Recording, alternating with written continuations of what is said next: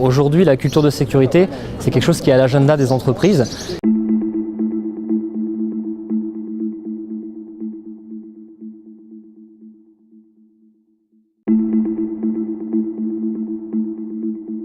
La culture de sécurité intègre différents grands facteurs, tels que tout ce qui va toucher à l'organisation, au système de management des entreprises, mais aussi au comportement des individus, ainsi que tout ce qui est valeurs, attitudes et croyances.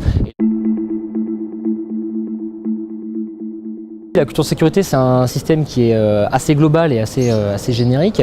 Donc dans l'idée, on a développé un système de modèles qui permet d'étudier trois grands facteurs: le facteur organisationnel, le facteur comportemental et le facteur psychologique.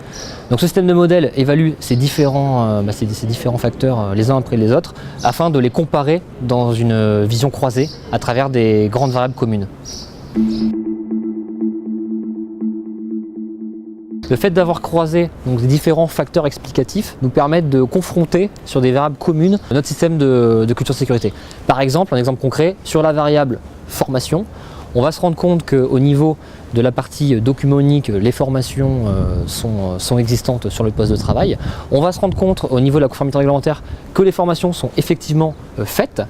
Et quand on va regarder par contre le climat de sécurité, donc ce que pensent les gens, les valeurs et les croyances qu'ont les gens et les attitudes qu'ils ont par rapport à cela, on va se rendre compte que la formation n'est pas adaptée et ne reprend pas des cas pratiques et existants dans l'entreprise.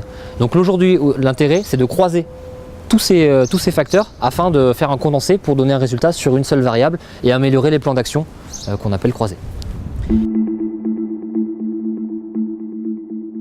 Fort de ce premier succès, on va tout d'abord élargir ce système d'évaluation de culture de sécurité à d'autres échantillons et à d'autres activités au niveau d'industriels partenaires.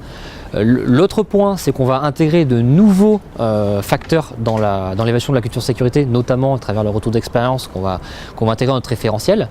Et enfin, on travaille sur une partie de la diversité culturelle. Aujourd'hui, le modèle a été fait uniquement sur un modèle franco-français et on cherche à travailler sur un modèle plus international. Et donc, il faut intégrer la diversité culturelle de chacun qui va bien au-delà de la langue parlée dans le pays.